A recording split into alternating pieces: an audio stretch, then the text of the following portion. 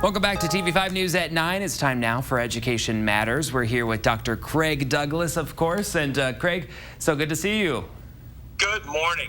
Good morning to you. Love to have you. So this past year obviously has been so tough on students as they overcome a pandemic, remote learning, and so much more. So what advice do you have for them as they continue to face these new and somewhat daily challenges? Yeah, tough times. I was privileged to attend a meeting of business and educational leaders in Frankenmuth. Each attendee was asked to share a piece of advice that they would offer to a high school student about their future careers.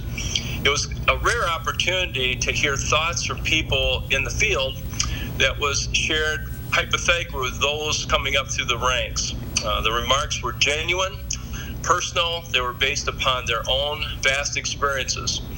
I took a few notes and would like to give you a glimpse of what was said and also what was not said. It's advice I think that could be of help to students and parents, especially now as this pandemic churns along and can challenge all of us. The comments were not recorded. I just simply jotted down a few notes as the leaders, one by one, opened up and shared their thoughts. So I'm going to summarize them, Blake, this way. Their shared wisdom. One set of thoughts I would label as find your passion. Students are urged to be curious, to learn more about everything they find to be of interest. By discovering your passion, students will find the world of work to be joyful and satisfying. One leader paraphrased a famous Mark Twain quotation: "Find a job you enjoy doing and you'll never have to work a day in your life." So very true. Oh, yeah. Finding your passion shifts the mindset from work and something you have to do to something that's embraced and looked forward to.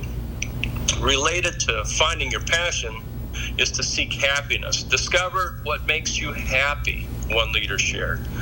And once you find your passion and find what makes you happy, be able to communicate it with others. One guy at the meeting shared that this is typically a question he asks in job interviews. Helpful insight, I think.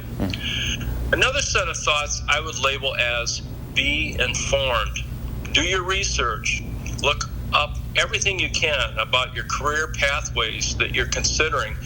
One leader urged the use of the internet to research schools and companies under consideration for application.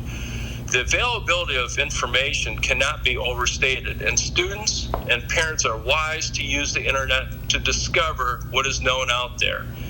Part of this is understanding the culture of the organization and that may be best accomplished in person, which is a real challenge right now with a pandemic. Yeah. But ultimately, getting there, feet on the ground, and finding a organization is really great advice. Part of being informed is being willing to change courses. We all change, circumstances change. Encouragement then is to be decisive, make your decisions, but also be open to shifting gears and changing. I will offer some thoughts now about what wasn't said. Salary. In fact, a couple people reference money as the least important of all factors. Grades and test scores, today the SATs being given, it's important, yes, but these were not brought up. So in terms of ranking the importance, perhaps they're not quite at the top of the list like they should be. College. Again, I'm not implying college is unimportant, but the emphasis in society sometimes we place on, quote, getting into certain schools, perceived status. Sometimes that's overstated. Focus more on training and education that's important to students and their passions that I spoke about. Less important about getting into certain schools. Finally, there were practical words shared. Things like make sure your resumes are accurate. Make sure they're formatted and spell checked. Make sure that once you're hired, that your email and voicemail are answered. Common sense, but that seems to equate or exceed other metrics that perhaps we hear about more often as we collectively travel life's roads.